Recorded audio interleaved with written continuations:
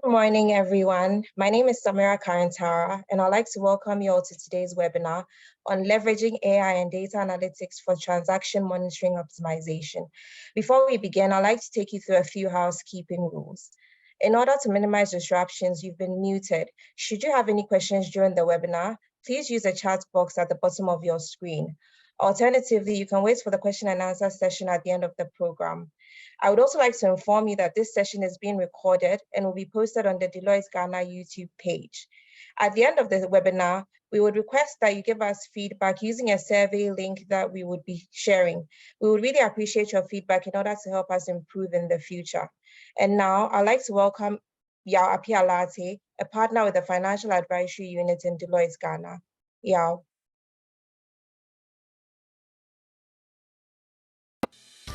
Yao is a partner and head of financial advisory in Deloitte Ghana. He has over 15 years Big Four accounting firm experience in providing advisory services in due diligence reviews, financial modeling, business valuations, restructuring, and transaction support. He has worked on engagements in a wide range of sectors, including energy, financial services, and consumer. Yao is responsible for leading engagement in corporate finance, transaction services, valuation, and modeling in Ghana and West Africa. He is also the Africa Financial Advisory Competency Leader, responsible for infrastructure and capital projects across Anglophone Africa, overseeing infrastructure advisory projects in West, East, and South Africa. Good morning.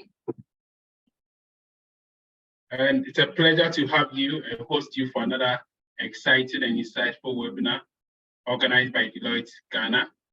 And thank you for making time to join this webinar. It promises to be a lot more interesting than you would imagine. Change is making the world the way we want. And that's the statement that for those of you who joined earlier, heard in one of the videos that was played. What is artificial intelligence? Simply put, what is AI?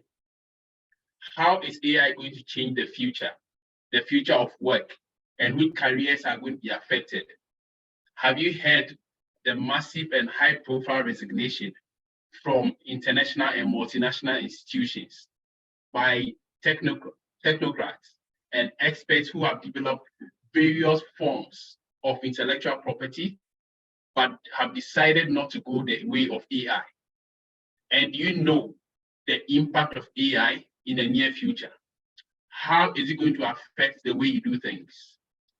The question for you is, how does AI affect you in your daily activities? Now let's move on to the other side of the topic for discussion today. Do you use data analytics? Do you understand your customers, or do you understand your clients? Do you know their behaviors and their spending patterns? Do you know what they respond to? Sometimes if you go on certain websites, you are fed with things that you would ordinarily be interested in. That means that someone has been monitoring your spending pattern, someone has been monitoring your searches, someone has been using data analytics to monitor you and monitor the way you do things. Now, if all of these things are happening, data analytics is being used to monitor behavior patterns. AI is going to be used in the future of work, and currently it started being used in various ways and forms. Who is going to control AI and the use of data analytics? Has it been controlled at all? Also, have you heard of the strict anti-money laundering requirements imposed by countries in the European Union, based on which some other African countries have been put on the sanction list? And recently, a few of them were given the green light to engage in transactions with the European Union countries. That is the future that you are getting to. There is strict global requirement for data protection. And if you are going to be using AI and data analytics, who is going to control them going forward? In December 2022, the Bank of Ghana, together with other financial regulators, revised the anti-money laundering regulation in Ghana. It extended it to financial crime compliance requirement by accountable institutions. And I know a lot of you who have joined belong to accountable institutions. You are from the banks, insurance companies, and so on and so forth. there is now a stricter requirement. The revised AML regulation incorporates, among other things, the need for accountable institutions to monitor, detect, and prevent their financial systems from being used as breeding ground to finance the proliferation of weapons of mass destruction, terrorism, and among other things. These revised regulations have imposed more requirements on accountable institutions, especially in area of transaction monitoring. Today's webinar, which has been dubbed Leveraging Artificial Intelligence and Data Analytics for Transaction Monitoring Optimization, or in other words, leveraging artificial intelligence and AI to optimize our transaction monitoring, we seek to provide insights on deployment of advanced technology to improve monitoring reports and also to enhance detection of fraud. You are welcome once again to Deloitte's webinar on AI and data analytics. Please, we've got astute professionals who are going to speak to the topic. Feel free to drop in your questions. Feel free to unmute yourself when you are asked to, and ask whatever question that you want. There is no wrong answer here. AI and data analytics is new to many of us, and there's a platform for you to educate yourself. So at this point, I'll hand over to our esteemed speakers and panelists for today, Jania and Asaf. Thank you very much and enjoy the webinar. Asaf is an associate director and leader of the forensics practice at Deloitte Ghana. He has over 14 years of experience providing forensic investigation, data analytics, compliance assessment, information risk management, financial statement audits, IT audits, and training services. Asaf has worked with clients in the financial services, telecommunications, agriculture, mining, manufacturing, FMCG, and public sectors in several African countries.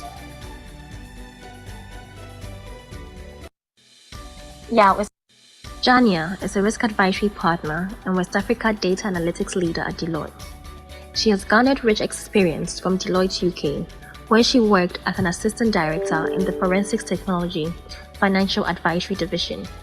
She led the artificial intelligence and machine learning units, focusing on harvesting unstructured data from multiple sources, including social media, websites, text, and emails, to deliver actionable insights to clients. In addition, she specializes in developing AI technology and data analytics solutions in the domains of intelligent transaction monitoring and anti-money laundering, fraud detection, continuous control monitoring, and sustainability ESG data management. Jania has worked as a big data consultant in US, UK, and Asia Pacific, where she provided data warehousing solutions to major international financial institutions, telcos, and retailers.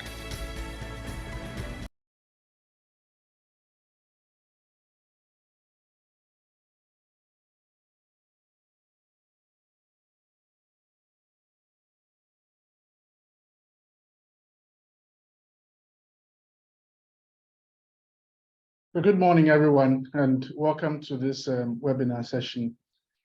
Like y'all introduced us, we'll be talking about how we leverage AI and data analytics to help with transaction monitoring. But before we get to that, I want to spend a few moments looking at money laundering, why it affects all of us, and so we should take it seriously, and what we are doing about it now to tackle that problem, the challenges we are facing in doing so. And then we'll, in the next part, the second part of our webinar, we'll look at AI itself, what it means, and how we can leverage it to enhance transaction monitoring, which is part of anti-money laundering efforts. So let's start with a quick overview of money laundering. I'm not going to go into any detailed definition of what money laundering is. It's simply cleaning money. It's a process to help crime pay for itself. So what do I mean by that? Say I'm a criminal, I've robbed someone, or I've received a massive bribe, or I've stolen money from my company. For whatever reason, I've acquired money illegitimately. and I need to spend it. If I'm spending it on small things, maybe a little camera here, a car there, maybe no one will notice. But once I start spending it massively, people will take notice, the authorities will take notice. And so I need to find ways to legitimize that money. And that is what money laundering really is. We may say, look, money laundering really doesn't affect me as an individual, so why should I be bothered? But in reality, it affects all of us in many ways. We'll speak about a few of them.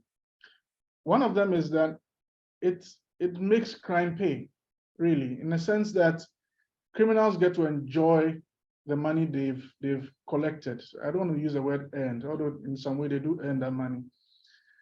So if crime pays and they're able to benefit from it, then of course it will encourage them to keep on doing the things that they did to acquire that money. So if it's drug trafficking, if it's human trafficking, if it's embezzlement, if it's bribery and corruption, they'll keep doing those things. If it's armed robbery, they'll keep doing those things. And clearly what we call those predicate crimes will continue going on. It's a vicious cycle, a little vicious cycle there. So that's one way in which as a society, if we don't take money laundering seriously, we will pay for it. But it has broader impact on our economies too, and ultimately affects each of us. In the sense that all these monies that are floating around in the criminal elements, underground, the black market, and so on, no one taxes them. And if they are not taxed, as a society, we don't really benefit from the things that that tax money could have done for us. But the flip side of it too is that government needs money. And if all these monies are around, but they still can't take their share of it, they're going to jack up our tax rates. And we'll all end up paying with the higher tax rates. We are now suffering under some of these conditions right now. So that's one way economically we suffer from money laundering. And the thing too about people who've made money illegitimately is that they need to keep it somewhere. They need to spend it in some way. And very often they don't spend it in very economically sound ways, because when they are investing it in anything, the objective is not necessarily to make a profit, but just to protect that money so that it's safe for when they want to use it for something else. And so you will find that there are certain businesses around that they don't make any economic sense. Or you find some properties being put up in locations, a hotel somewhere, some apartment complex, an office complex. You wonder really, who is going to rent this property? Sometimes you look at those rates that they are charging and you wonder, do they really want people to come rent these properties? Those are indications of money being spent in a manner that doesn't really benefit society. It's waste, effectively. And whatever businesses those things get invested in, they don't really last long, and so no one really benefits from it. It's a net loss to us as a society. And most money laundering businesses, they tend to, when they're in any other business, say a trading business, because the objective is not necessarily to make a profit, they can afford to sell at any prices they want, because they just want to generate cash. They want cash to be moving through their business. And so they can afford to sell below the cost of the item. And with that, they are pushing out legitimate businesses out of the economy. We are all suffering when those things happen. So really, money laundering affects all of us in one way or the other. And so it's not surprising that governments and various institutions have taken it seriously and want to fight it. Over the past few decades, lots of legislation have come up and guidance to help with this. And financial institutions, or more broadly, accountable institutions, have a key part to play in this. Because when you want to do any serious money laundering, there's only so much physical cash you can store or carry around before people notice. So it needs to go through the system in one way or the other. And so we have, just advance my slides, I forgot about them. We've spoken about some of the effects of money laundering on us. So we have financial institutions having designed systems under the guidance of various legislation and directives from the authorities to tackle money laundering. And so what we see here in the slide here is a typical anti-money laundering framework. It involves various components, starting with the core enterprise data, the data that we all keep with these institutions, be it banks, insurance companies, what have you. There should be some rules and procedures governing how this is managed. That's the governance we're talking about. And then at the heart of it is know your customer information, KYC information. It needs to be properly maintained so that on that basis, when there are transactions going through the system, officials of the institution can see whether this is unusual or it's within what we expect this particular customer to be doing. And then if through that process, any alerts are generated, it gets investigated and then passed on to the authorities for further processing. So that's a basic approach taken to anti-money laundering efforts in most places. However, there are some challenges with this as we currently have it. And they run through the whole framework as we are seeing here. Let's take the first one, which is data. Ideally, to monitor the transactions, you would have been able to read each one. You have someone interrogating each transaction the customer wants to participate in, and then assess whether this thing, I know Kofi Mensah's salary goes through my bank. This money he's coming to deposit, really, where is it coming from? Or Adjoa Mensah's, I keep her business. I know the kind of money she makes in her business. So this thing doesn't look right. Ideally, that should be the situation. But now the volumes are so huge. And let's not forget, it's not just the banks we are talking about. We are even talking about mobile money, which in some cases are bigger than some banks in this country.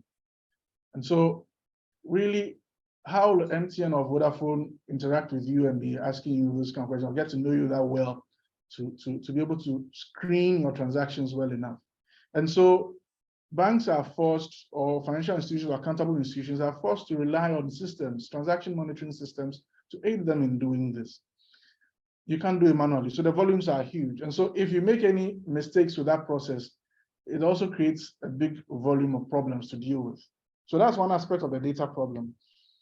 The other aspect is with the quality of the data. For us in Ghana, particularly the KYC information, because really it's very difficult to verify the information that a legitimate customer gives you when you're trying to, say, open a bank account or sign up for, register your SIM or whatever the situation may be. It's very difficult for the institution to verify the information you provide, where you live, your date of birth, all those kind of things. And imagine how really difficult it would be if the person opening that account is really determined to deceive the institution. There's a criminal who wants to use it for money laundering. Clearly, they will not provide correct information, and you will really be struggling to verify that. There was one experience I had. We were assisting one bank migrate their systems from one to the other, and part of that is moving customer master data. And so we were having lots of errors moving data across. And when we investigated, it turned out the address part of that customer master data very often gets truncated. Why? Because sometimes the address is not simply number something street. It's a whole paragraph. It's an essay, because that's what the sub-customer provided. I've seen situations where the address on the KYC form is actually a hand-drawn map to show where the person is located. So with information like this, really, it's a bit difficult to rely on that data for further processing. There was another time also where I registered my SIM, and I gave the agents my Ghana card to capture whatever information they need from that Ghana card. Everything they need is on that Ghana card. I happened to be working with that particular operator, and so from the back end, I could see, I checked to see what that person had actually recorded, and they had just written Ni Abe. That's all, nothing else from my Ghana card. And personally, I know lots of Ni Abes, so clearly that information doesn't really identify me properly. So these are just examples of some of the problems we have in this country when it comes to the data on customers, so that we can properly screen their transactions. So that's one side of it. And aligned to that is the matter of false positives. This comes about where your transaction monitoring system flags a transaction as unusual or suspicious, requiring further investigation. Whereas really, it's not suspicious. It may be unusual, but it's justified. We'll come to the reason why sometimes this happens, but the effect of this massive false positive problem, most of the alerts that transaction monitoring systems traditionally generate is over 90% false positives. They are not really problems, but they are flagged as problems, is that they inundate the team that's supposed to look into this and investigate. They really can't cope. It's just too much. So in the end, it just suppresses the effectiveness of whatever transaction monitoring system that is in place. And it renders the process really not as effective as it should be.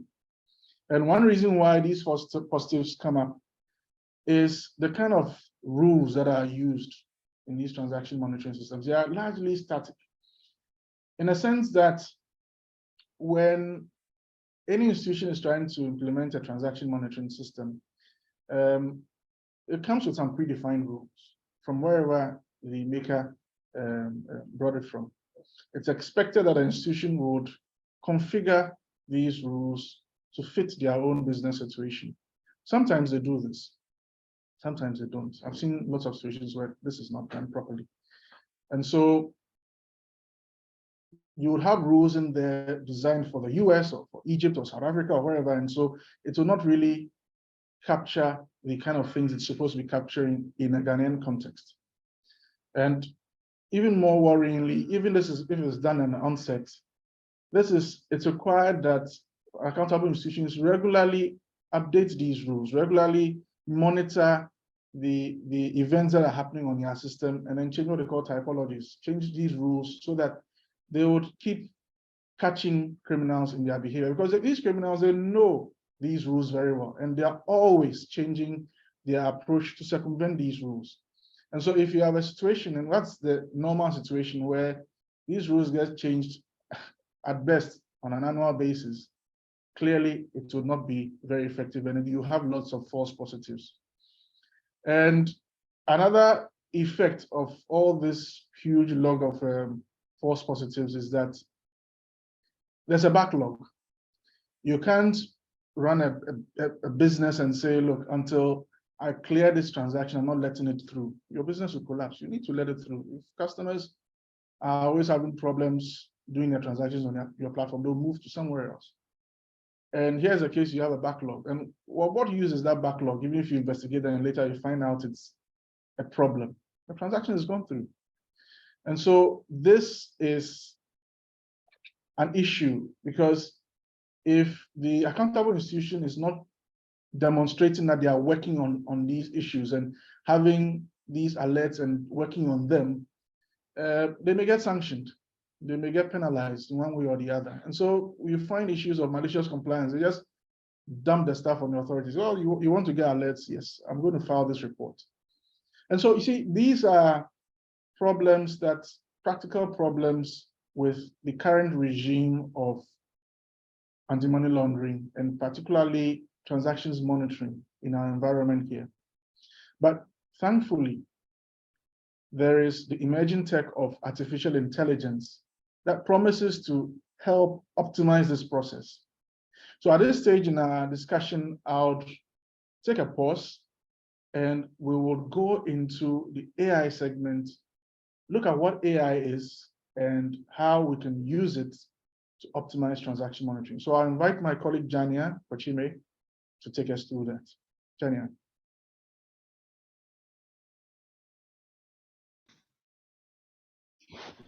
Thank you, Nee. Turning point, when everything, the time is now, 0 hour, the turning point, when everything changes, forever. Artificial intelligence is here, and it's ready to get to work. This is what opportunity looks like, and you're here just in time. It may seem challenging, but don't worry. To navigate the endless ocean of data continually changing around us, AI is the map. It's algorithm combined with data to create purpose. It's not human obsolescence, and it's not the uprising of the machines. It's a new age, the age of with, the age of AI working with us. But like any unexplored territory, the way forward isn't always clear. This path hasn't been walked before. At Deloitte, we find the right approach and create the right collaborative framework to help make AI work with you.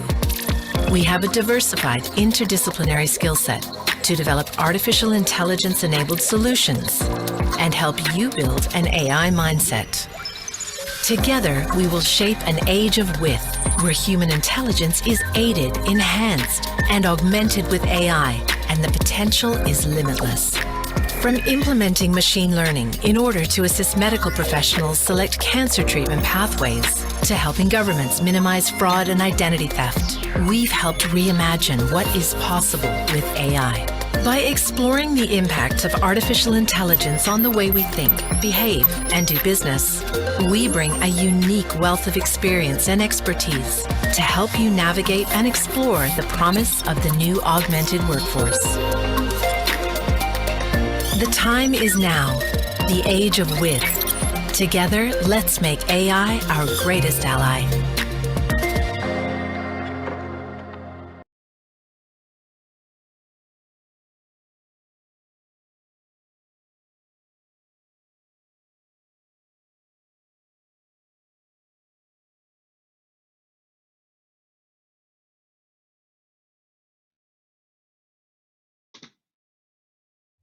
Thanks, everyone. The one thing I want us to take away from that video is the word with. So as it said there, we are entering the age of with. So I want to immediately demystify the idea that AI or robots are going to take over our jobs and the human workforce is going to be obsolete. That is absolutely not the case. We're only going to be successful if we crack that code of how do we work together with intelligent machines, with AI, to actually improve our business and improve our processes. So on that note, what is AI? Let's just break it down in simple terms. You would have various definitions of AI, but simply AI is the science and engineering of making intelligent machines, specifically intelligent computer programs. And the idea is that how can you build machines or programs, or if you like to call them robots, that think like humans, that can have the ability to behave like humans. And you can, in general, just like how we have our different senses, sense of sight, hearing, speech, etc., those are some of the components that have been embedded in AI. For example, speech recognition, or the large language models, or in other words, ChatGPT that you might have all very well heard of, is a component of AI that actually learns. It's called natural language processing. It learns to process text, it learns to process speech, and to be able to interact and to be able to produce speech just like humans will do. And AI is very common in our day-to-day lives. You will be interacting with AI before or without even knowing it. When my 3-year-old was interacting with Amazon Alexa and saying, "Alexa, play Baby Shark," do you think he knew that actually he's interacting with an AI program that does speech recognition, that understands his language and takes the words, "Alexa, play Baby Shark," understands Baby Shark is a song, and now goes and searches the library automatically and plays that song? So that is AI, and my 3-year-old is using it without even realizing. Another component of AI is computer vision. Just like how we see things, computer vision, if you think of AI as the robot, computer vision is the eyes of the robot, where an AI program is learning how to understand patterns in images and videos, and to be able to make decisions and interpretations based on that. And this is commonly being used in drones, when you're able to analyze scenery and understand if there's been an accident. Likewise, with autonomous cars, the computer vision is the element which does the detection of, say, collision, if there's a pedestrian crossing, to be able to stop, together with some other technology. There are other aspects of AI. Rule-based system is one of the oldest components in machine learning. Those of you who play chess or who are fans of chess, you would know that IBM's Deep Blue years ago or decades ago beat the world champion in chess. That was based on a rule-based system, and essentially it had the advantage of coming up with 1,000 steps ahead to be able to think faster and to be able to implement. So you see, there are different components of AI, and the heart of it is machine learning. So it's how you can actually train the algorithm to be able to make these decisions. So some like to say AI is the new electricity. It's everywhere. We need it. And there is always that apprehension of what's it going to be like, is that going to take over the world, etc. But really what we'd like to really emphasize here is that those of us, in terms of corporations, organizations, we will succeed if we actually take advantage and we learn to work together to be able to make our businesses thrive, to be able to have better customer service, and all in all, to have more optimized business. And in today's market, AI is highly used in 3 aspects. The very first part is automation. A lot of tasks today are mundane and repetitive. It could be due to the large volumes, it could be due to short regulatory deadlines, but some of the tasks are repeated to be done on a daily basis in a lot of organizations. And with the workforce and the attrition and the great resignation that we're feeling today, a lot of the complaints come from the fact that there's not enough human capital to be able to meet deadlines. This is where AI can be leveraged in terms of intelligent and robotic automation. A lot of our manual processes are able to be done automatically, resulting in better customer service. Insights. Data analytics and AI are now used to give you insight into your business. By being able to looking at analyzing huge patterns and volumes of data, you're able to gain insight into your day-to-day activity and have like an eagle eye lens into your business as to what's happening. And finally, engagement. I'm sure most of you at some point have interacted with a chatbot. So those of you like me who don't like getting on calls and being on hold for minutes or hours, you prefer to have someone talk to you live. This is where you actually interact with a robot or a chatbot. And that's something that we see that has disrupted a lot of our customer service in the past few days. But really, why now? Machine learning and AI in some form has been around since the 50s. Why is it now that is mainstream and that we see it everywhere? There are a few factors, but one of them, or the key one, is the huge explosion of data that we see here. And not just any data. Data these days don't sit in a database somewhere in rows and columns or a spreadsheet, which is called structured data. Now, everything today we do generates data. Every time we pick up the phone to make a phone call, that's data. Every time we send a text, that's data. Every time we send an email, that's data. So all of this data is unstructured data.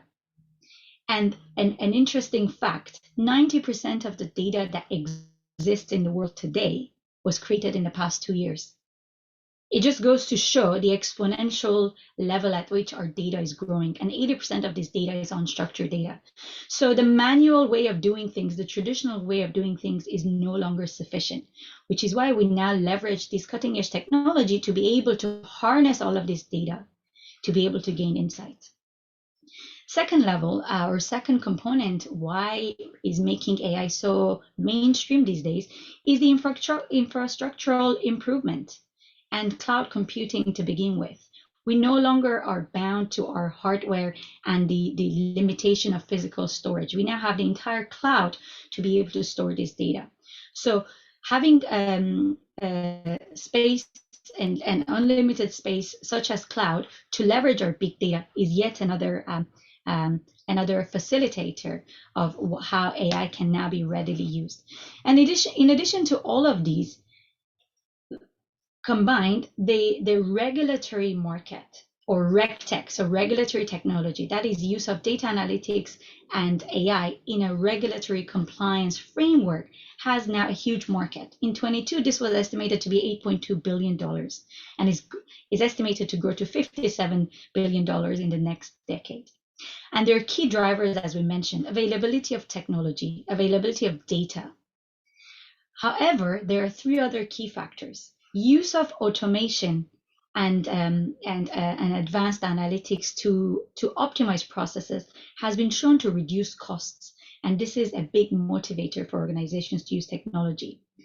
Competition: when you see your peers within the same industry are leveraging technology and they're able to better serve their clients, it leaves organizations thinking that there's no time to be wasted and they need to leverage this. And finally, and most critically, regulators. The likes of Financial Conduct Authority, a regulator in the UK, I quote from them, they say modernization of compliance is no longer a luxury, but a necessity. That means regulators themselves are expecting organizations to leverage technology to be able to have better compliance within their organization. And in general, if you were to break it down to the different components nowadays organizations are using AI for, you can break it down to customer service, risk, operations, and business opportunities. Nowadays, data analytics and AI are used by organizations to define and understand their client experiences. How am I performing against my client expectations?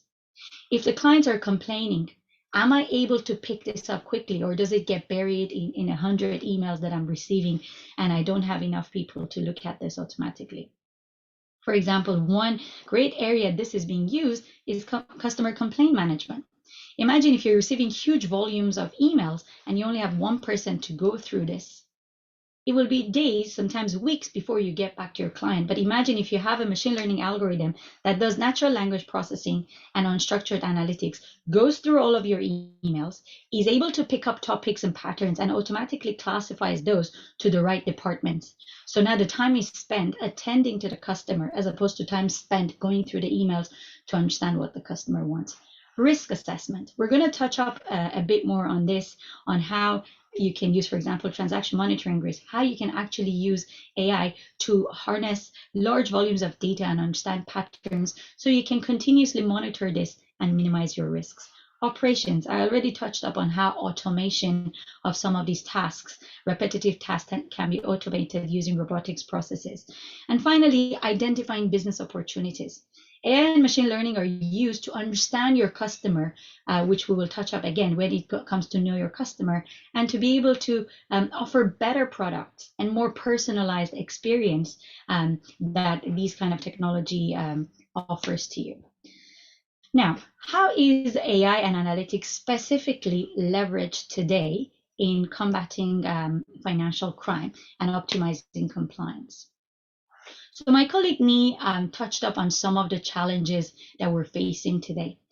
Now I'm going to tell you about how AI and analytics can actually help you overcome some of these challenges. The first thing I want to talk about is transaction monitoring, review, and optimization. So as Dee mentioned as well, traditionally this area is a rule-based rule-based methods are applied to this area.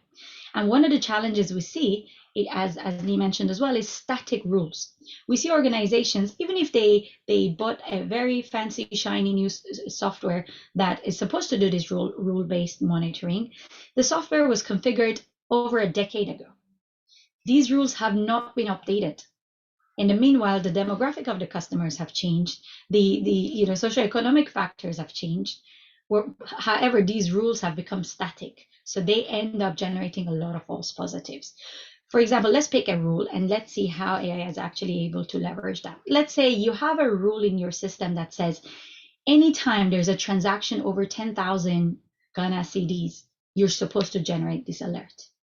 And that's something that you need to report because it's a large amount, etc.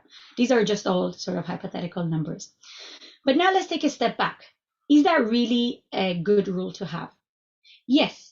If you have a customer that only received, say, 1,000 CD per month as a salary or combined income, now all of a sudden they have a 10,000 CD transaction, then yes, absolutely, that becomes a red flag that you need to now investigate.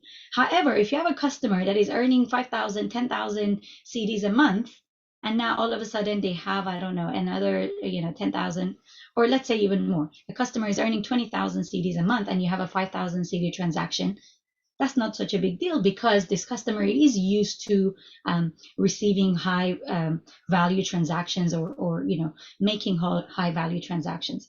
You see, it's a simple problem if you look at it that way for one transaction. However, a tier 1 bank today on average processes over 150 million transactions. How are you able to monitor that? Okay, Bob is only earning 1,000 CD a month, whereas, I don't know, John is earning 10,000 CD a month. So this should be flagged, that shouldn't be flagged. This is where machine learning and artificial intelligence comes in. By using artificial intelligence, you're able to harness millions of transactions and now look at patterns over time. So you're able to personalize the alerts per customer, and not just per customer, per account in the customer, so that it understands the pattern. It understands that this is a usual pattern, so that it will not raise a flag for John, but it will raise a flag for Bob. And now see the impact that this has immediately on your analysts on the ground who are supposed to monitor these transactions. An average analyst looks at a backlog of hundreds, if not thousands of transactions on a daily basis, and they're supposed to investigate all of this. Imagine if you had this machine learning algorithm who automatically removes these false positives, or at the least prioritizes them. So the time spent on investigating is actually more chances, more likelihood of that resulting in a suspicious activity report or suspicious transaction report.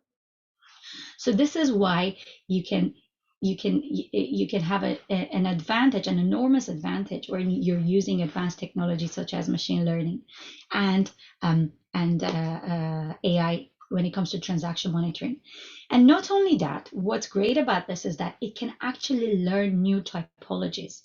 If you start picking red flags, then you can see a trend appearing, for example, from a particular channel. Say this particular channel, say API is a sensitive channel, when it comes to transactions, that some of these patterns are emerging that you didn't know before. So even if you wanted to create rule-based, you're actually using your data, location-based data, branch-based data, to now come up with new rules because you're seeing that the typology of fraud is changing, the typology of the transactions is changing. So it actually gives you the advantage and the power to gain insights within your organization. And not to say maybe another organization, even in the same industry, may not have similar patterns because they have a completely different demographic of customers. Now let's move on to name screen and advanced alert management. So as part of transaction monitoring, sanction screening is a big deal. You're supposed to make sure that you're not by mistake sending transactions to sanctioned entities, sanctioned organizations, sanctioned vessels, etc., because then you'll be liable for huge fine and non-compliance to the regulator. However, as Lee mentioned as well, false positives, similarity in names is very common. So false positives are a real issue. How do you deal with it? How do you make sure that you're not caught up in, you don't accidentally let through a transaction that shouldn't have been happening, but also keep the balance of you're not blocking every customer's transaction to a point that your customers are fed up and they eventually leave your organization. This is where unstructured analytics and specifically natural language processing comes into play. Let's give an example. For example, let's consider there was a vessel that was used by cartel, like a ship, to move drugs. And the ship is called Maria. But Maria is a very common name, especially, in Mexico and Latin America, it's a very common name. So if you had a rule and say any transaction that comes through that has the word Maria appearing anywhere in the description, in the name, this and that, stop that transaction. If you were to do that, you'll be stopping the transaction of half of Mexico's population. And you can imagine you're not going to have very happy customers. But if you actually look at data analytics, you can harness external data from your different components within your organization, data from your customer database, data from the transactional database. If you have access to any other information from the customer, could be their other utility bills, their spending habits, then you will know that if there's a transaction with the name Maria, but if you look at the account, this Maria has also bought some groceries from, ShopRite, she just spent, for an annual membership to the gym, etc., then this is more likely to Maria the individual and not Maria the vessel. However, if next to Maria, you also see other patterns in the transaction that has to do with shipping, trade, port, travel, etc., or transportation, then you think, maybe this is the culprit. Maybe this is the one that I'm interested in. So you automatically segment them and prioritize the ones that are more suspicious. And AI and machine learning techniques allow you to do this. So this way, you're enriching your data with more contextual information, and you're able to have better sort of demographic and behavior understanding. That way, you're actually able to reduce your false positives. Now, let's move to KYC, which is Know Your Customer, which also Nii touched up on. This is a key process. In a lot of organizations, you first have to onboard your customer, right? It could be you're a bank, you need to onboard your customer. You're a telco, you need to do SIM card registration. But some of the pain points that Nii mentioned, how can data analytics and AI help you mitigate them? The incomplete data information, sometimes you don't even know that you don't have half your customers' data. It's only when the regulator comes in and they do their audit, they say, oh, how are you able to register this SIM card when you don't have an address, when the telephone number is missing? By using data analytics on large volumes, you're able to automatically spot the gaps. Very simple. And as a very first step, now you're aware that 20% of your customers are missing data. So you can actually proactively go and collect that data before your regulator comes in for an audit. So you can build continuous monitoring systems that help you, raise alarms when there's missing information, yet say the SIM card was registered, or there's missing information, but the bank account was opened and allowed to, start to transact. Secondly, what are some of the things that you can use for customer verification? Nowadays, customer verification could be very costly, very timely, and frankly, a bit frustrating for the customer. If you need to bring 20 different paperwork, a set of documentation to capture your ID, to capture your address, and someone has to go through them and verify them, this could be a lengthy process, not to mention that you need to go to the bank queue to provide this document. However, nowadays, you can actually have more intelligent and smart onboarding using face recognition, which is a form of computer vision, a form of AI. You can also do automatic document reading and verification, like that Ghana card that Nii mentioned. Instead of relying on someone to just jot down some of the information, you can scan that and you can automatically use text analytics to extract the right information and already fill it up in your system. So that way you're hitting two birds with a stone. Not only you make sure you capture complete information, but you also know that you've done it automatically. So you save the time of the analyst for the onboarding. Instead, they can actually start understanding more about the business of the customer, etc., going forward. So this way of, this is a second point where AI and machine learning is actually being used. Automated document verification. So that way I don't even need to come to the bank. I can open my account by taking a selfie. It's live face, so you know it's me. I can provide my utility bills, my identity document, and you're able to extract that and verify automatically with the regulators' databases to make sure that, yes, when I say this is my name and this is my picture, it also matches what I've previously given to the authorities for my identity card.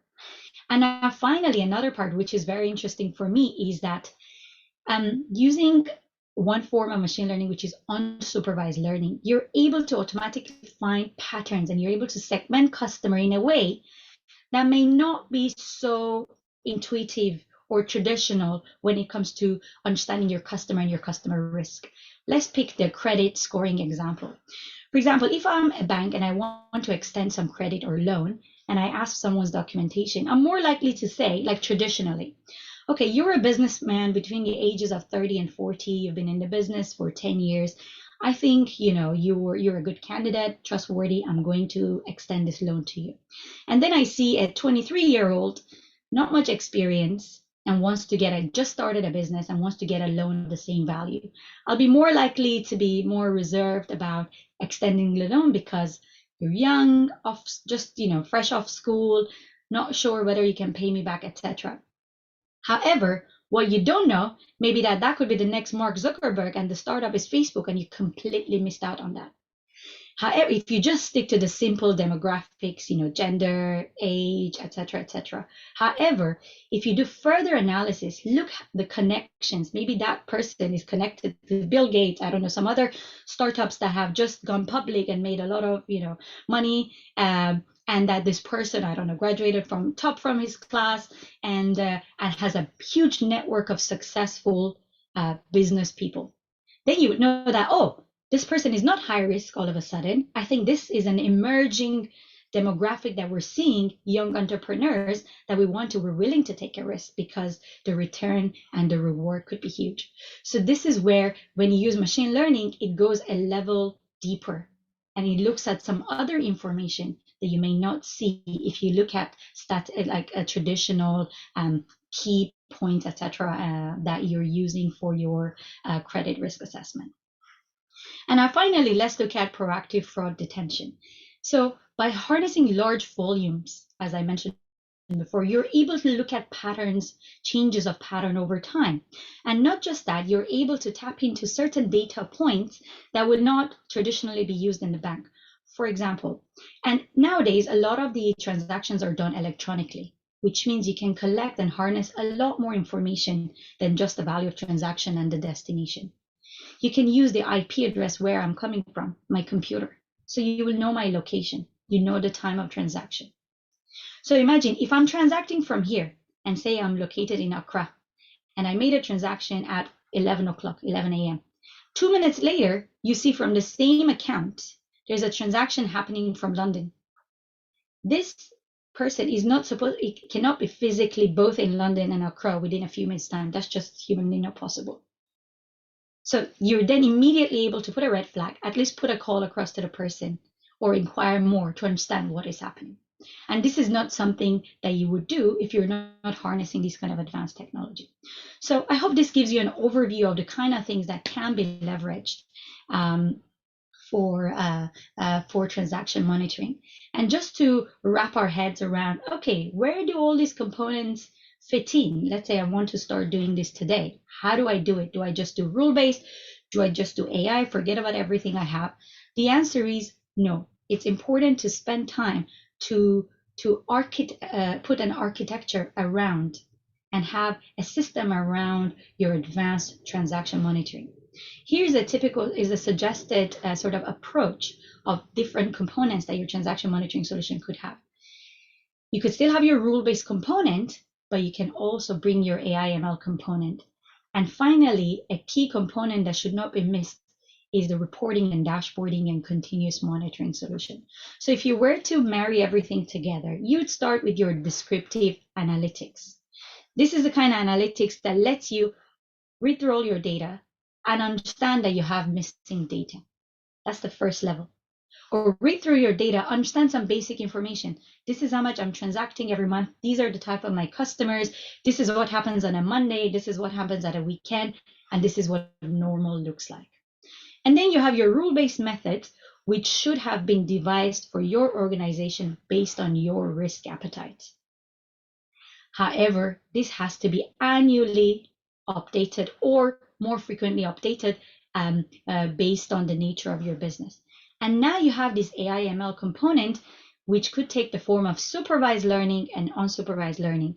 I've touched up on this in the past, but just to make it clear, supervised learning is when you give the algorithm a whole bunch of historic data that they can learn from.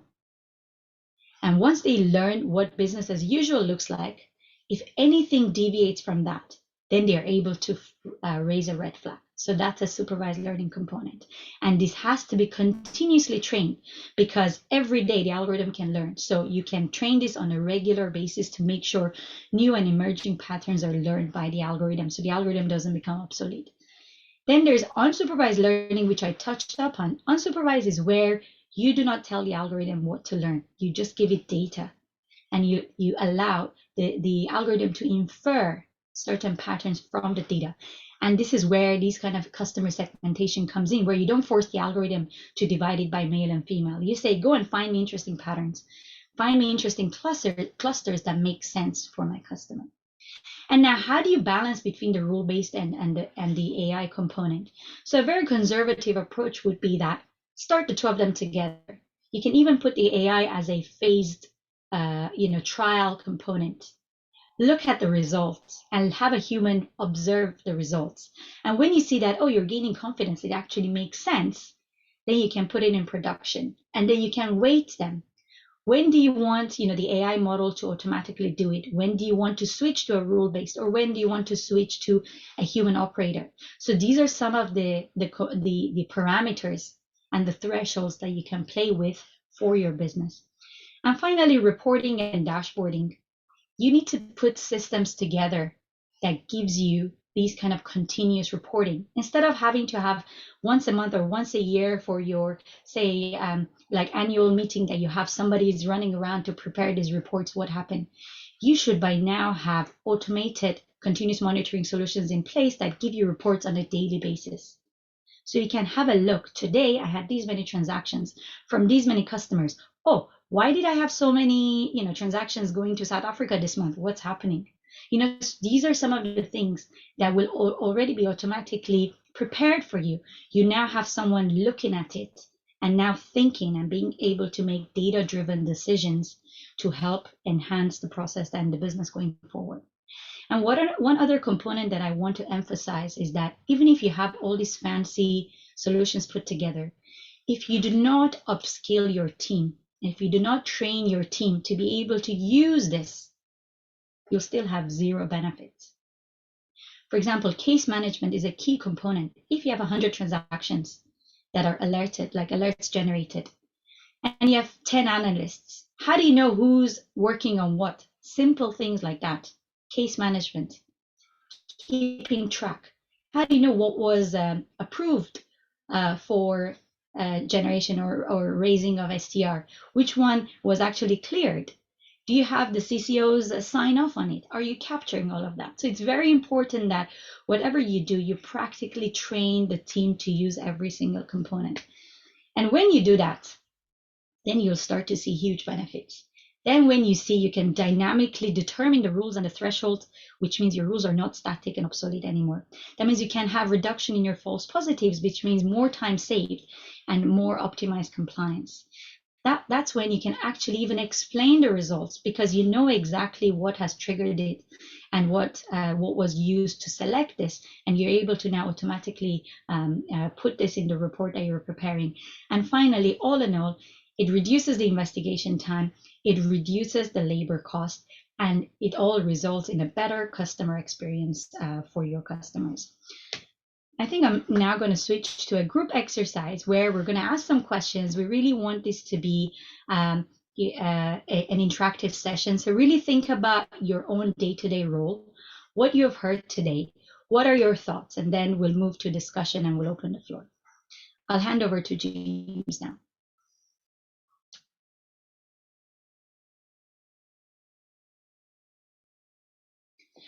Okay, so if you can use your phones to scan this QR code, or you can go to menti.com on your phone and just enter this code. You should be able to see some questions, or you at least be able to see this screen.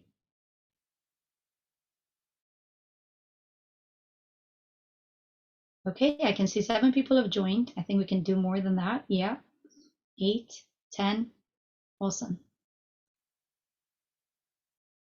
All right, so we've also put the website in the chat, www.menti.com.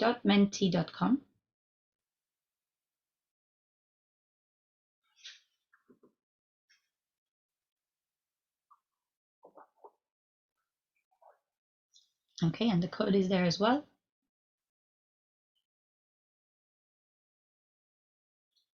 Excellent. We've got 45 people joined. So we'll give a few more minutes.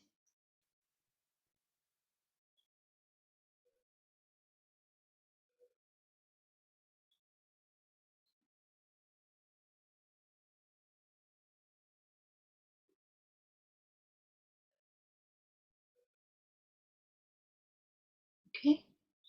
In the meantime, so while these questions are being asked, there is a poll, so you can actually vote on the most likely option from what you think. However, if your answer is something that was not captured in the vote, please feel free to type it in the chat, and James and my colleagues and myself will monitor that. Okay. Excellent. So more and more people are joining. So if you could bear with us another couple of minutes so that we can make the most of this. Let me see if we have anything in the chat at the moment.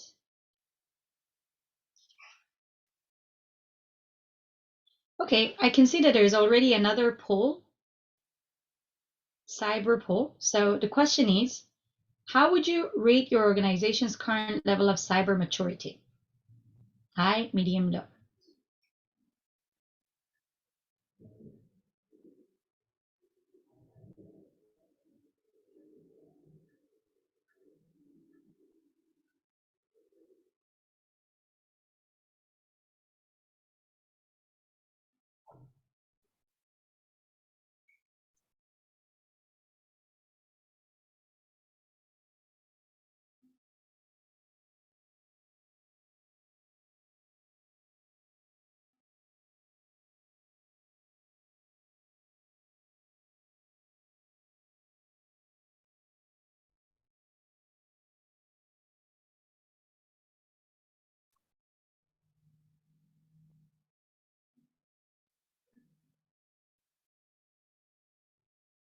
Okay, so the second question is, what is your level of confidence in your organization's capability to effectively respond to a potential cyber attack and to mitigate any damage that may occur as a result of the attack?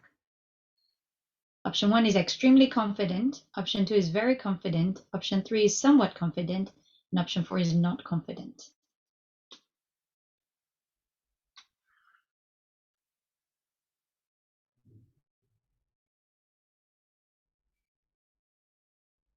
Okay.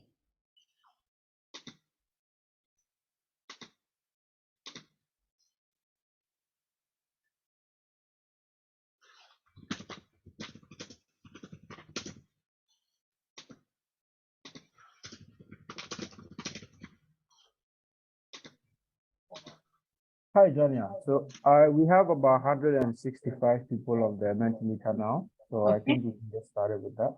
All right, excellent. Let's do that then. All right. Okay.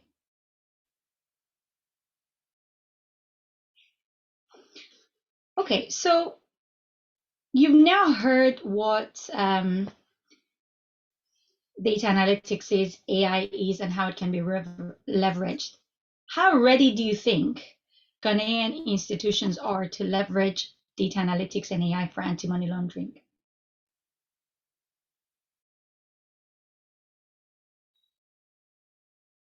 Okay.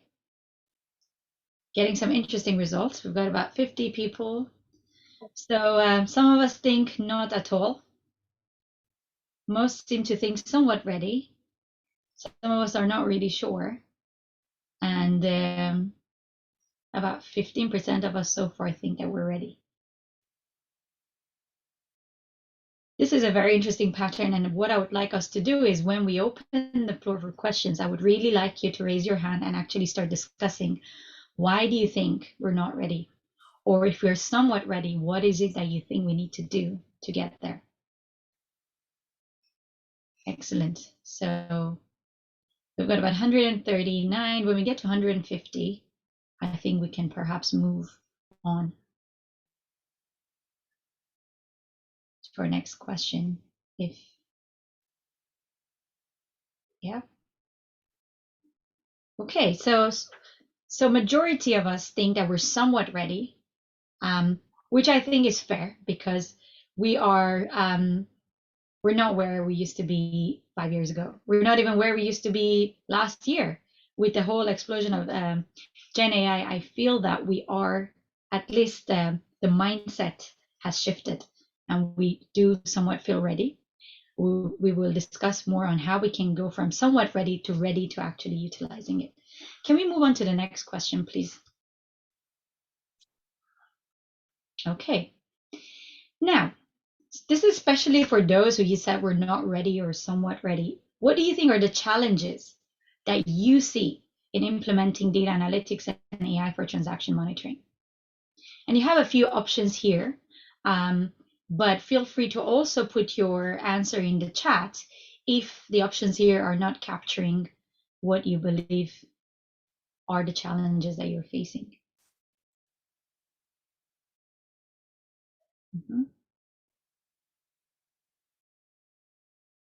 Okay. And to add to it, you can select more than one answer. So. Yes. Thank you. You can select more than one answer. Thanks, Nate. Okay. All right. So looks like most of us think it's between poor data quality and also underskilled operators, or say talent seems to be a challenge.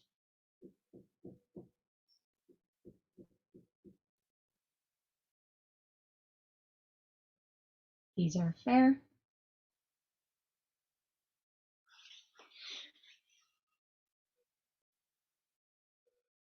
Complexity of AI tools, increased cost. So I have an opinion. I think this is a personal opinion when it comes to cost. I always, when we talk to clients, there's that misconception of, to be able to leverage data analytics or AI, you need to go and buy the fanciest, most shiniest, most expensive product out there. However, more often than not, that's not the answer. In fact, what we encourage our customers do is actually look at your current technology landscape, see what you can actually do, leveraging with what you have. And now, slowly, once you've proven the value and the worth and the impact that it's making, it's only then you can now go through an entire transformation and change an entire product suite, or add more components and more advanced components to that. So James, I believe we could move to the next question. We've got over 150 answers. All right. Now, so you mentioned some of the challenges, right? So what are the key components that you think you need to overcome these challenges and successfully implement data analytics and AI for anti-money laundering? Improve data quality, yeah. Build capacity and acquire skills. Incorporate AI into governance. Create awareness about the benefits of data analytics and AI. Integrate AI into existing systems. So that one, create awareness about the benefits of data analytics and AI, is something very close to my heart, because I feel that imparting knowledge is a key component. It's an important thing to do in any area, but especially when it comes to emerging technology. If you're not aware, then how do you know how to leverage? And also, this awareness has to go from, top down. It's not just your data engineers, it's not just your IT team that needs to be aware of this. This goes all the way to the organization, all the way level up to leadership, management, and executives. If a CEO of a company is completely aware and understands the positive impact that cutting edge technology or the emerging technology like AI can have in making the organization a better organization, a more profitable organization, a more customer-friendly organization, then the organization is more likely to start incorporating that technology down to all the way. Then it will cascade down from the executives to the leadership, to the management, now to the heads of units, to the staff. And it's important to know that creating awareness, it does not mean that your CEO needs to how to do AI programming or to be coding in machine learning. They just need to be aware the benefits, what it can do and what it can't do. Now you sort of cascade that down all the way to now your data engineers who will learn to program. I think we seem to have also reached a conclusion on this one. So I think there's a tie between improving our data quality and also building capacity and skills. And I think this is also another point I would like to mention, that when it comes to going from, to conclude now, go full circle, I said the video said this is the age of with. It's not about we losing our jobs or jobs being obsolete, but rather us learning new skills so we can leverage new technology. And on that note, I'll hand over back to James and Ya so that we can open the floor for question and answer. Thank you, everyone.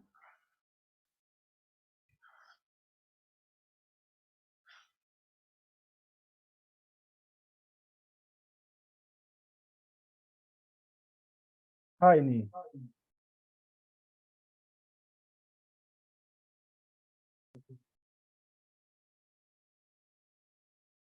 So the floor is open for questions now. So if you have any questions, just raise your hand or allow you to talk and you can ask your question accordingly. If you are not in the position to talk, you can also type. Sorry, Nelson Frimpong had his hand up for quite a while, so perhaps he could get the ball rolling. Awesome. Nelson, you can have your hand back up again so I allow you to talk. Yeah.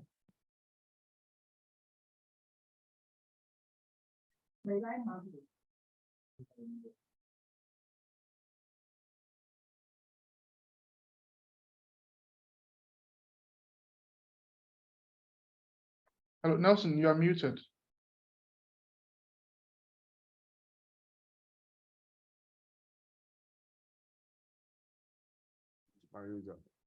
Hello. Yes, please go ahead. Okay, so my question is, you see, most of the data that Ghanaian have is more of like, it's not quality data. Talk of the rural banking sector, where you don't have a very good geographical location of where a specific customer lives. For instance, a farmer, there's no real road leading to a farmer's house. You have to pass through bushes and stuff. Now, such kind of data, how best can we train the AI to give us quality results from these kind of data?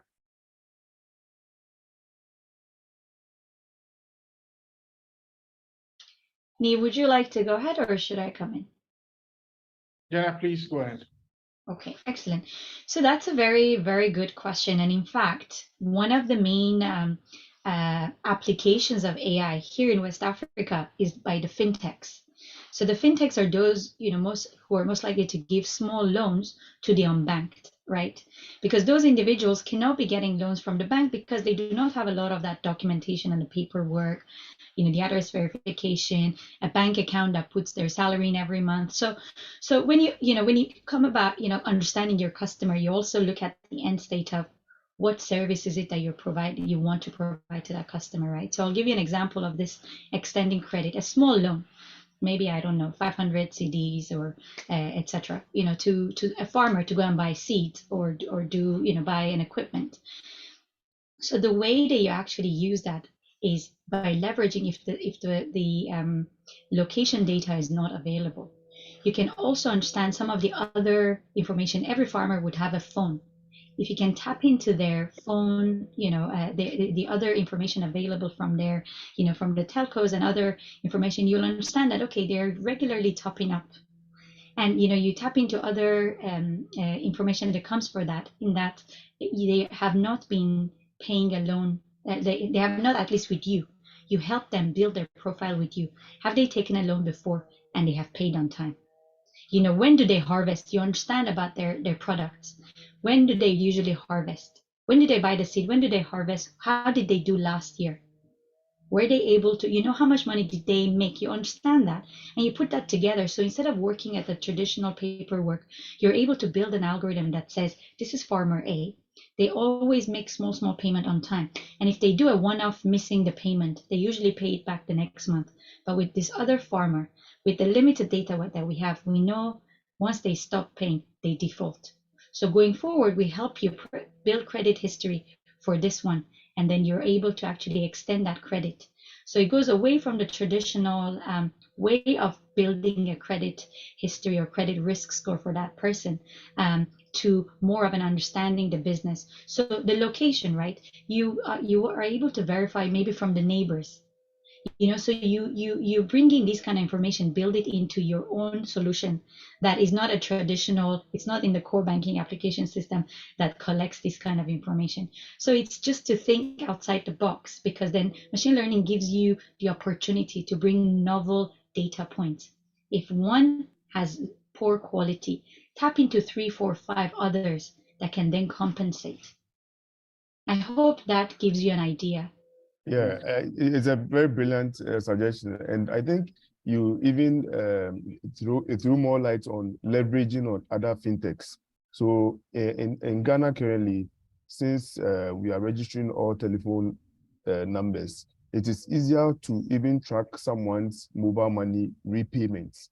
So a mode of the bank leveraging with, let's say, MTN or the telcos can give you another sort of quality data to help you, understand the farmer's credit score as well as help the farmer in a way. Yeah, and Nelson, in addition to the points Janya had made, I mean, as part of AI, there's also computer vision, and drones are increasingly being used in our environment for these kind of purposes. We have Zipline that operates in this country for delivery of essential drugs. They don't need formal addresses. They can locate you. So you can use drones to map out an area. It can tell you whether the extent of the crop, how healthy it is. All those things are data points that can feed into an AI system. So they are not far-fetched. Right now, they are not being implemented as it is, but it's not really that far off for these things to happen.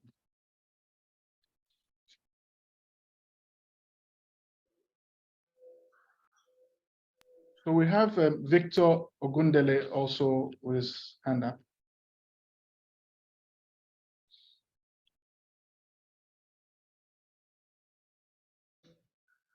Victor, please go ahead. You can unmute yourself and ask your question.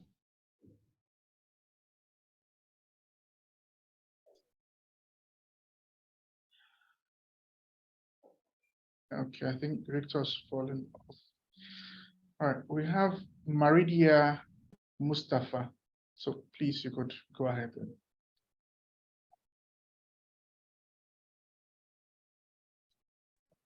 Hello. Hi, please go ahead. Once again, I would like to know what is the future plans for AI for small scale enterprise? Jania, can you take a question, or does she need to clarify?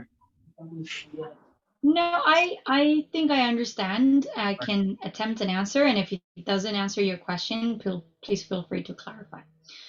So I think it's an excellent question, and it goes back to what I said earlier about this sort of the misconception that only the big enterprises like the Google, the Facebook, perhaps you can mute yourself.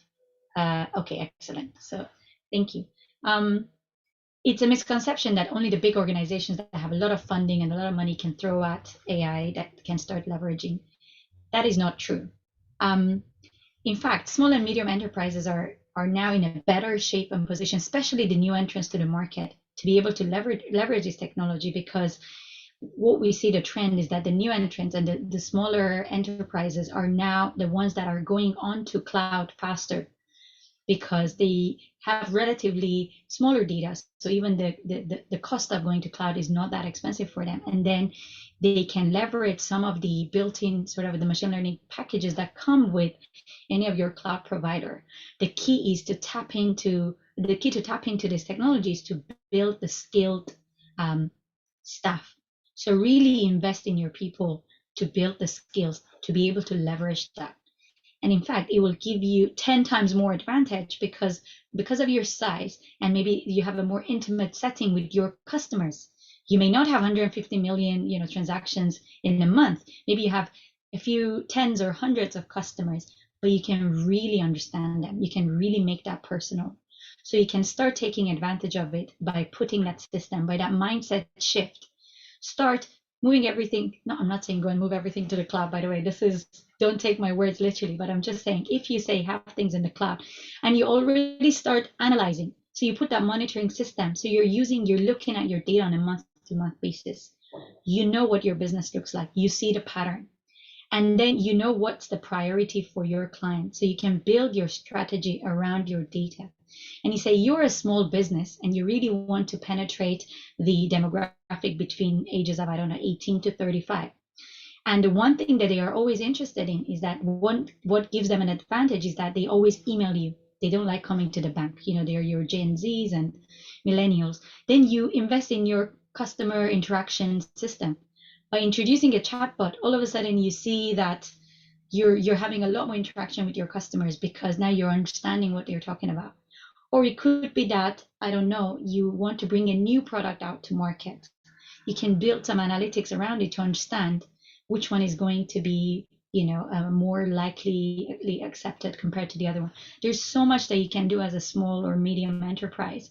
You just have to know where to start from, and as a step 1 or even step 0, start building those skills within the firm. I hope that answers your question.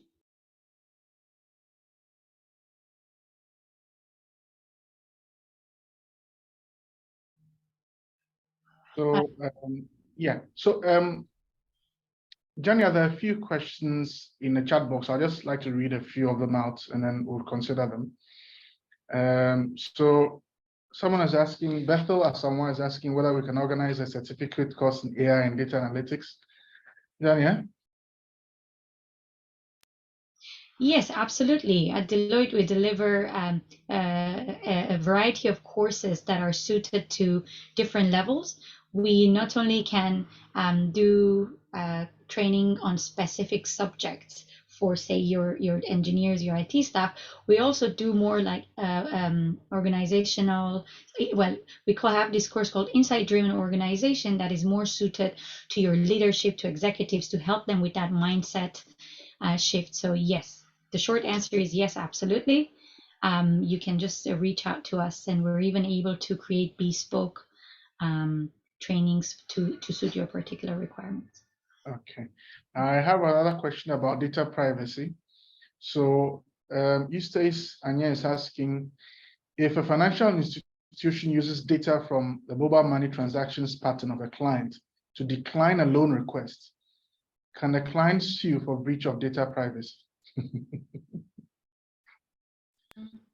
Sorry, could you say that again? What is I cannot read the. All right. So the question is, if a financial institution, so you're asking for a loan, and as part of the data points considered by the institution in accepting or denying your application is your mobile money transaction history. Mobile money transaction. Yes, so the assumption is this financial institution shouldn't have access to your mobile money history. So if they gain access to it on another basis, denied your loan request or declined the loan request, can you sue them for breach of data privacy? So is this suing a financial institution or suing the mobile money operator? I'm not sure where the suing comes in. Okay. So the key point here is customer consent. So any product that you build today has to be compliant to GDPR. So that's the Global Data Protection Regulation. Or if you have a local version, like in Nigeria, there's NDPR, the Nigerian Data Protection Regulation, right? So you probably have a similar one in Ghana. So the key aspect is for you to comply with that. And one of the key things about data privacy, according to GDPR, is the customer consent. That means I allow you, I consent to you using my information to give me this service.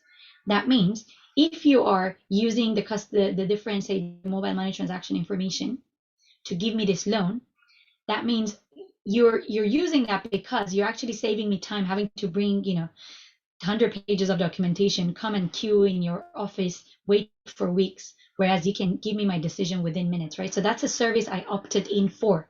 I willingly came to your site asking for that service. And as you're onboarding me, you will have the box that I need to opt in. I need to consent to you using my information for this and this and this to be able to provide that service. If you have that, then you have now asked them for their permission. And then I could say, yes, I want it. And then tomorrow I change my mind. I should be able to come to your site and remove that consent. So these are some of the things that you need to pay close attention to, not just for building any AI product, any products that you build today that requires customer information, you need to be compliant by the regulation. Right. And this is just one aspect and element of it. You actually, you would have perhaps someone in your compliance or team, or you can seek professional help to actually help you understand the regulation. Otherwise, then you might accidentally be non-compliant and then get in trouble. Definitely. So let's return to those who raise their hands. Kwame Ochiri, please go ahead with your question, and I will return to the chat.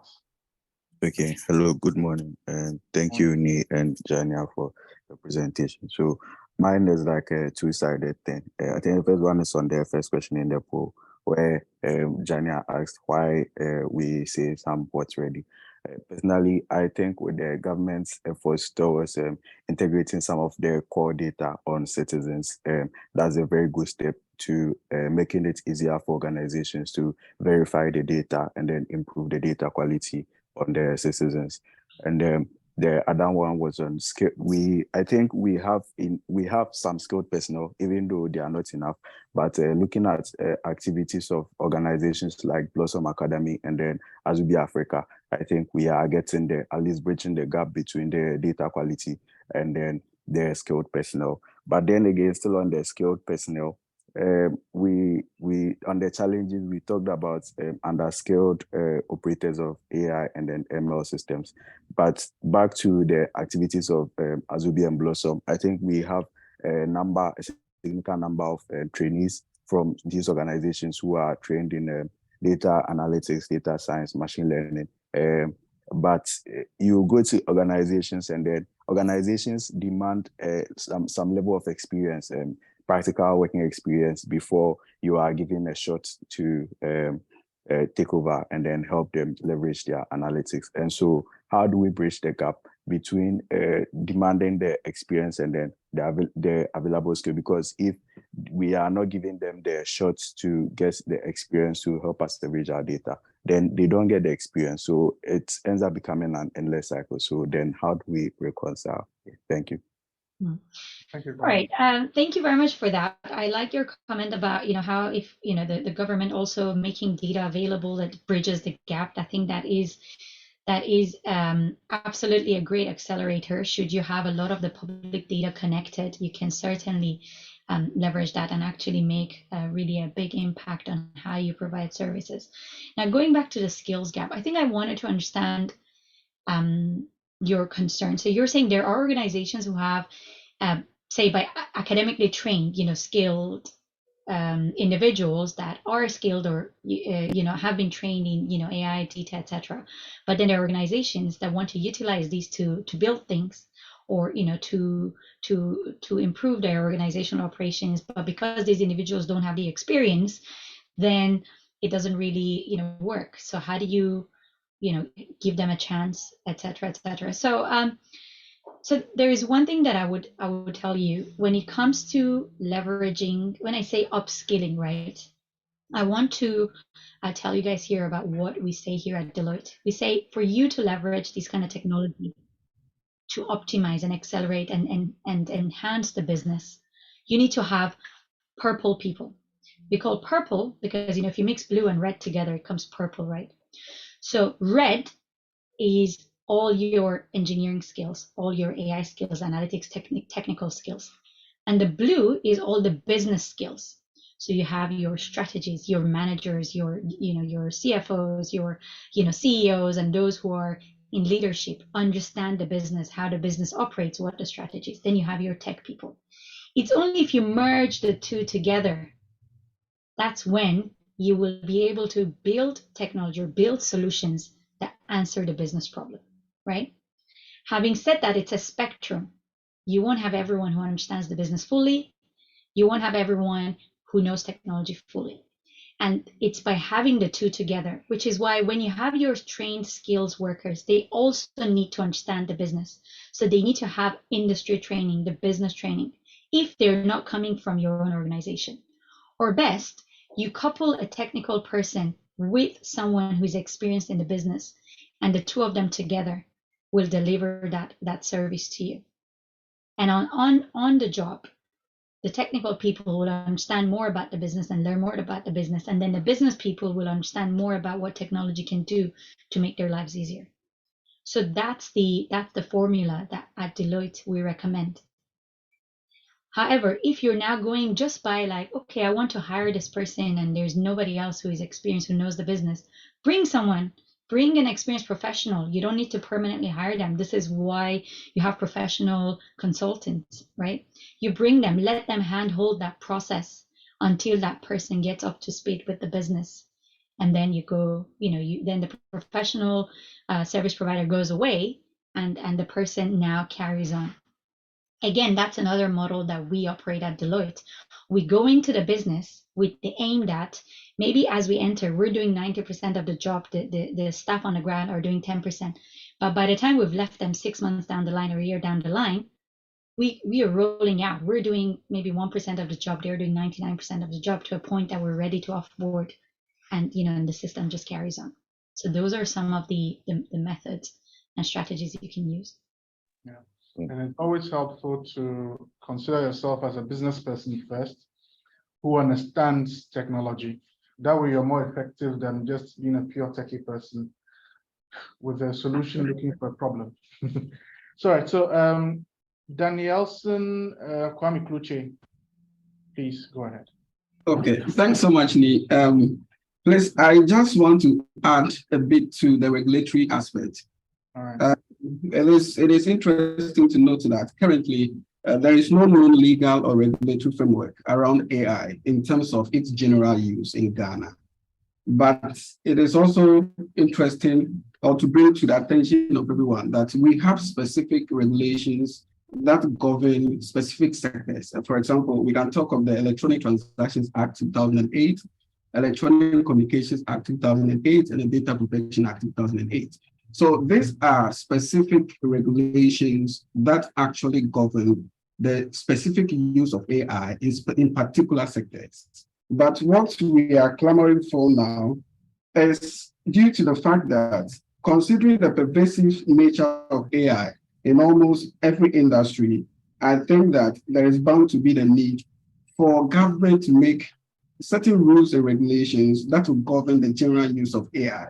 It is also interesting to note that in the UNESCO report, the government of Ghana had committed to coming out with a regulatory framework for AI general use in Ghana, especially having benefited from the fact that in 2019, Google had set up its first office in Africa right here in Ghana. And so I think that we are better placed in view of the trajectory to be able to come out with regulations and frameworks that will improve, or in other words, guide the use of AI generally. Thank you. Thank you very much, Daniel Smith, for your contribution. So I'll take one question from the chat. Kojonane is asking that data cleaning is very important to ensuring that AI works well. But then we have a lot of legacy systems with dirty data, so to speak. So what's the best strategy when you want to implement AI in an environment like this so you're successful? You have a backlog of legacy dirty data. How do you deal with that?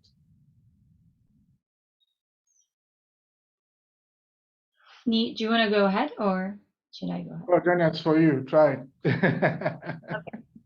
Excellent. So if you recall in my previous response, I said the new entrants to the market have the advantage. And part of that is because they don't have legacy systems to deal with. So they can start fresh, build everything, up to the standards and build for the future. However, there's still that in reality, a lot of organizations, especially those who've been around for decades, have all these legacy systems. So what I always suggest is that you don't have to go on this journey of, okay, I'm cleaning my entire organization's data. That's like boiling the ocean. You'll not get anywhere. And it's not a one-off exercise. So you'll just be lost. The idea is to start from key burning platforms. And what do I mean by that? Understand what is the key element for your business today. Is it your customer interaction? that is not quite getting there? Is it that you're not really understanding your customer? Then go and look at your customer data, wherever it sits in. Start cleaning that data. And once you clean that data and you do it as part of answering that business problem, for example, you want to say, I want to sell this product to females between age of 18 to 25 in Ghana. And then you go back and you realize, why am I not getting this data right? Because simple things like you haven't coded female in the database consistently. Some say F, some say female, there's a lot of blanks. You start cleaning that. Then you say, okay, I need an age data.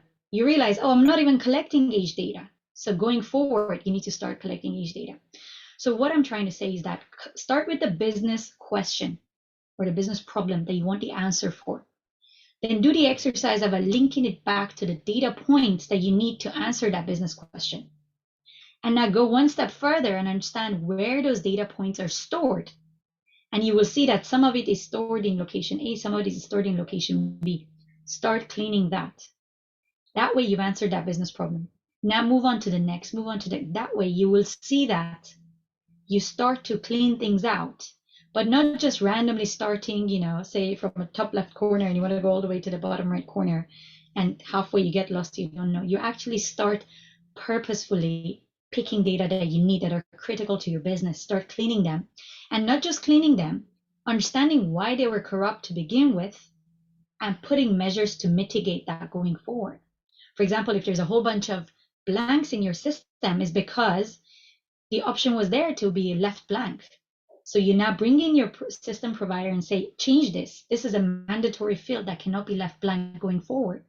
So every time the person is being onboarded, if they haven't filled that information, the system would not allow you to go to the next page. Simple and practical steps like that. That's how you go about cleansing your data and also putting measures that they stay clean going forward. This is how you sort of get rid of this old corrupt or unclean legacy data. So at the end of the day, it's an exercise. And once you start doing that, you've gotten the key things out of the way, then you might want to consider migrating this legacy data to a more modern data platform. And that's a different exercise on its own. Thanks, Jania. So Kojo, you have to adopt a phased approach to this thing. It's if you try to do all at once, it's not going to succeed.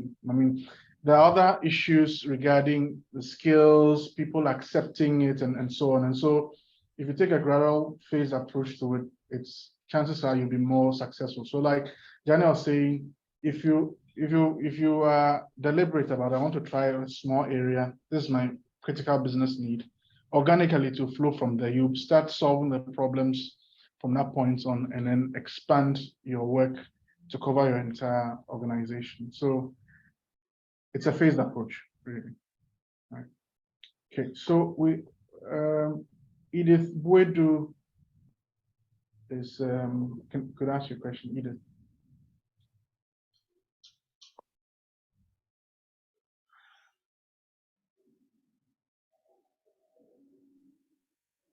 Yes, Edith, please go ahead. Hi, good morning, Nee and Benjania. I think it's been an excellent presentation this morning. Is this? And, well, I'm sharing the link with Edith, and we happen to be in the same office. So okay, that's a good catch.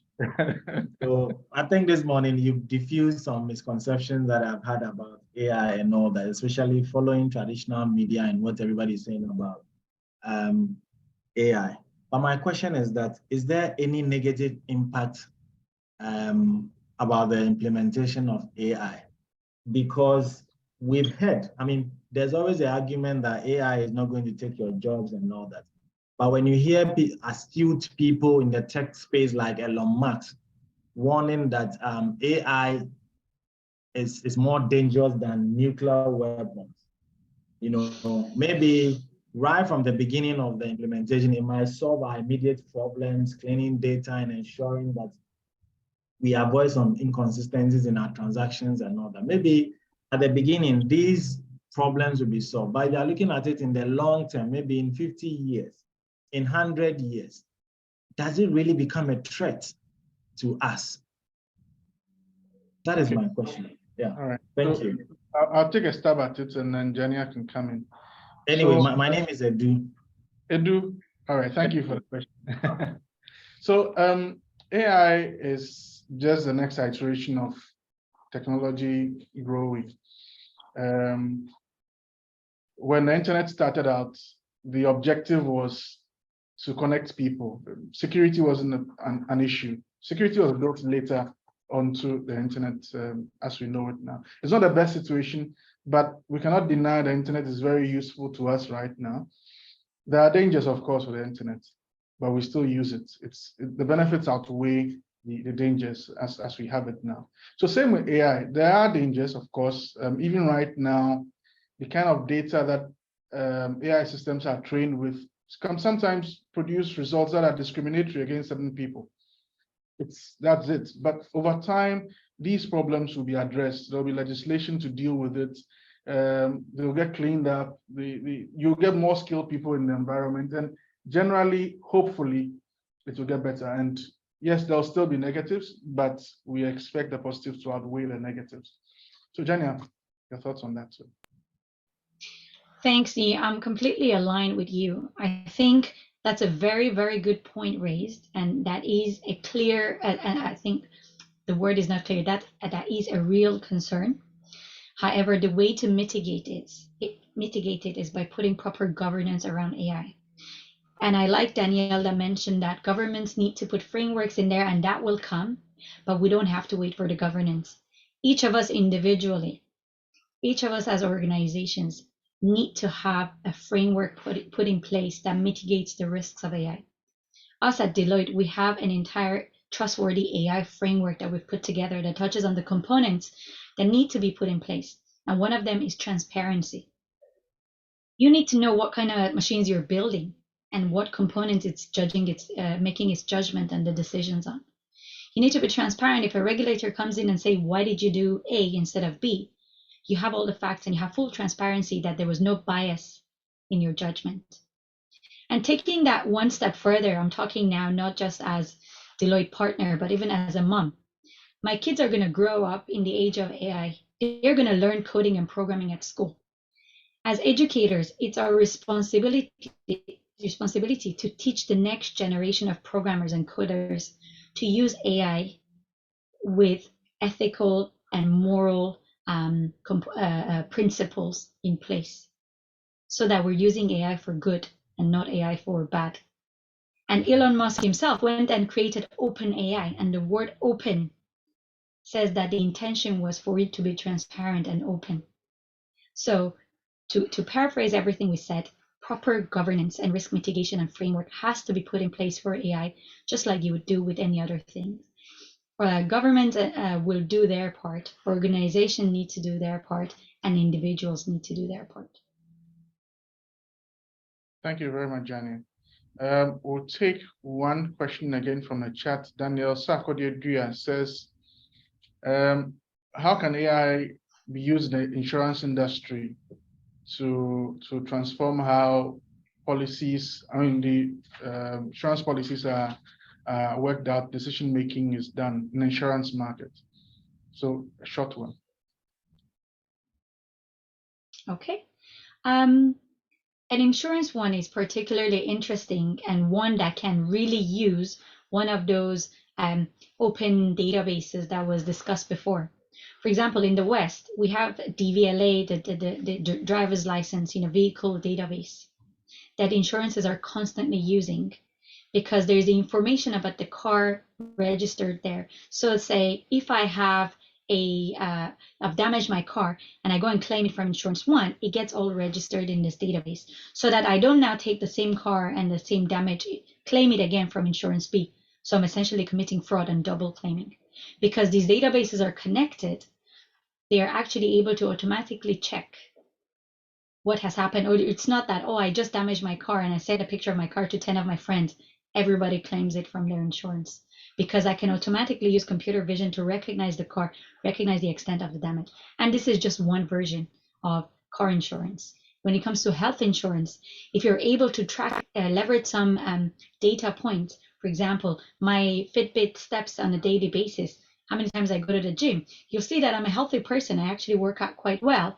So my premium should not probably be so high. You can offer me a better product because I'm doing my part to stay healthy. So I'm less likely to be claiming lots of health insurance when it comes to, getting sick and having to need to an operation, etc. So those are some of the things that you can use AI for.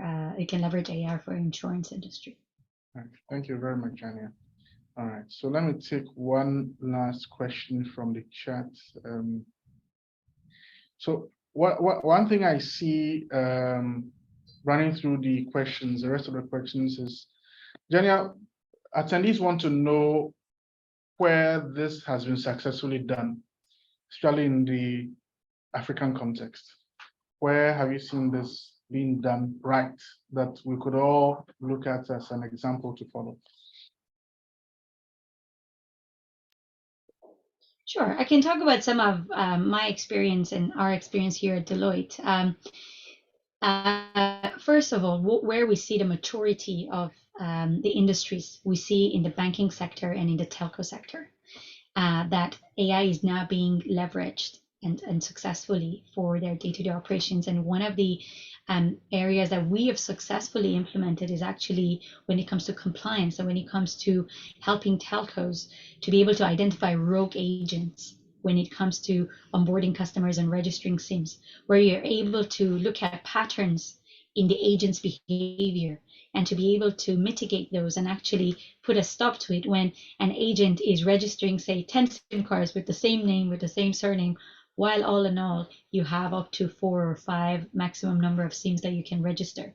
You're able to see whether when an agent is, for example, supposed to be operating in area A, but all the SIM cards are being registered in area B and area C. So these are some of the things that we were able to use machine learning, leveraging customer data, but also onboarding data and agent data to be able to now track and monitor this in a continuous manner, to be able to flag any abnormalities, any unusual behavior that the organization has to look into.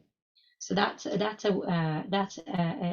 it is a successful implementation of AI in the area of compliance. Thanks, Jania, for that. So Ashford Mensah is asking how costly AI implementation is going to be, and his fear is that this cost will be passed on to customers. I think it's a very general question. There are so many industries, so many applications, and as I mentioned before, it doesn't have to be costly. You have to outweigh the benefits and the cost, and maybe there is a one-off cost that you put together, but then because of the automation that you do, you're actually saving a lot of money in terms of time and labor. I think that's a very generic question that there's no one answer. I think you need to this is why you need to do a proper assessment of the return on investment that you're going to get for a specific application that you're going to develop and leverage AI for. I think that needs to be looked at more granularly on a case-by-case basis. Thanks. And then a number of attendees they want to learn more about AI individually. So how do they get training? Are there any certifications? As an accountant, they don't want to just plain accountants, they want to be accountants who know AI. So sure. What are your recommendations? Sure. I always say that we're very fortunate to live in an era that there is information readily available. Say back in, 15, 16 years ago when I was doing my PhD, there was no information, there was no Udemy, there was no Kaggle. I had to go and buy textbooks, expensive textbooks, and also buy programming, software like MATLAB, which was very expensive and you could only afford it because there was a student discount. Now you can have Python, which is an open source, readily available. So you can actually get your hands on and start coding. You have places like Kaggle. So those of you who do not know Kaggle and Zindi, you can search them. I'll type them in the chat. They come up with toy problems or sometimes real world problems with some data they can actually play with. Sometimes there are even monetary values to be won, where you can put your program, put your algorithm, see how well you're competing with others, and it can go up the ladder. There are courses on a lot of these online learning platforms, from LinkedIn to Udemy to Coursera, that you have access to, that you can go ahead and actually do all of these self-learning. So there's a whole suite of data science 101, how to be a data scientist, fundamentals of data science, or fundamentals of this and that. There's so much information and out there that you can consume and improve your knowledge. So I would say pick a course that is suitable to you, but don't just sit through the classroom or the online learning. Get some data, get your hands dirty, get more practical experience. And once, before or after you do all of this, really take a step back and understand what it is that you want to do in your role. Because if you're an accountant, there are different things that you can do than if you're a banker, or if you are a telco specialist, or if you're in insurance. So understand what it is in your day-to-day role, that it's done the way it is done. And from what you know now, you think it can be done better.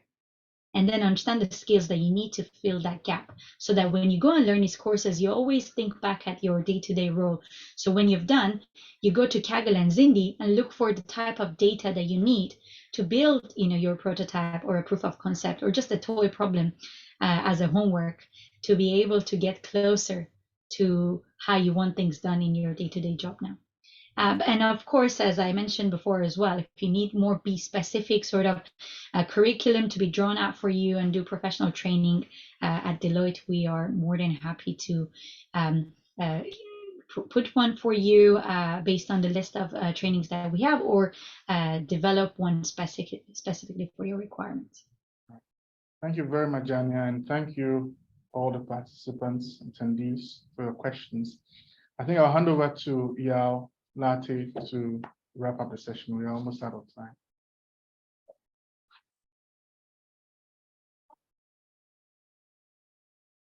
Thank you very much, Jania. Thank you very much, Asaf. It's been an interesting and an engaging session. I couldn't stretch to do anything. I just followed through, and I have seen a lot of participants stay on all the way to the end, and we appreciate your time. I guess a few points to share. AI and data analytics have been with us for decades, and I think it's something that I've learned today, and I'm sure you are aware of that. And there's nothing like I'm too big or too small a company to be interested in AI. It is for those who are ready, and if you are small or you're big, you should be ready and prepared to do it. Regulators and players in the market are somewhat aware, but they haven't acted on it. So we have heard about AI, we've heard about data analytics, but we haven't really optimized the benefit. We haven't really utilized it. And today I also heard about 90% of the data that's out there today were captured in the last 2 years.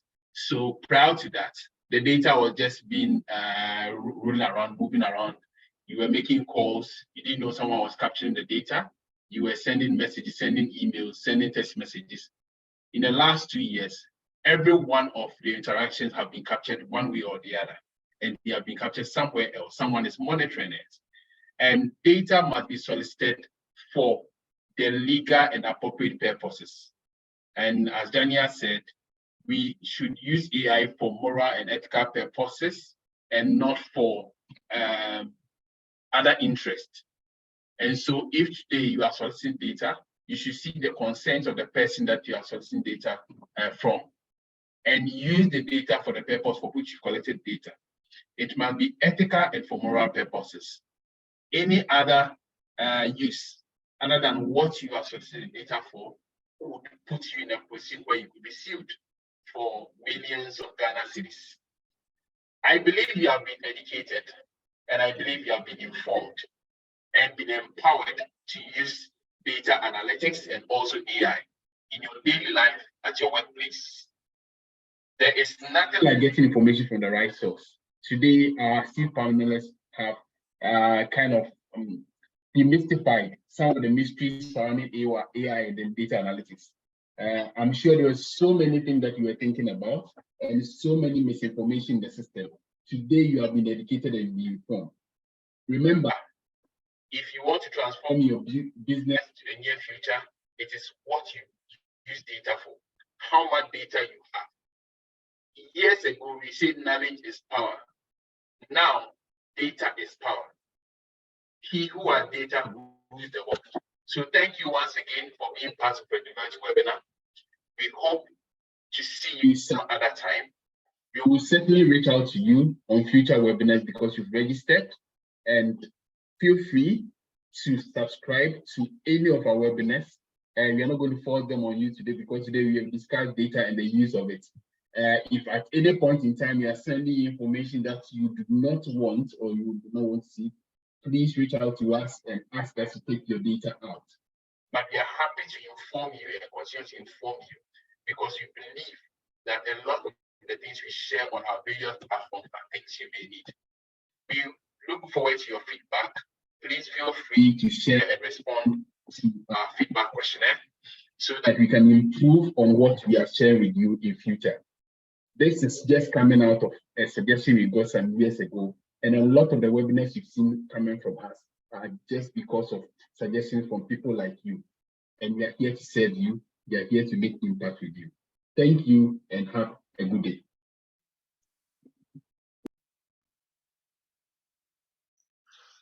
Thank you, everyone. Have a great day. Yeah, everyone. Bye. Bye.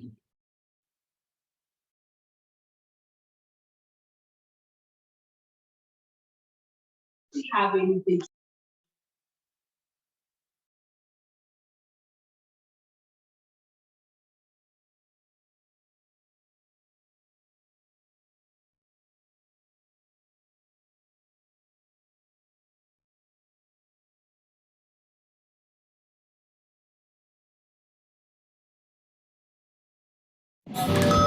In businesses operating globally, fraud, bribery, and other financial crimes sometimes occur. It's inevitable. But how do you identify it? Where do you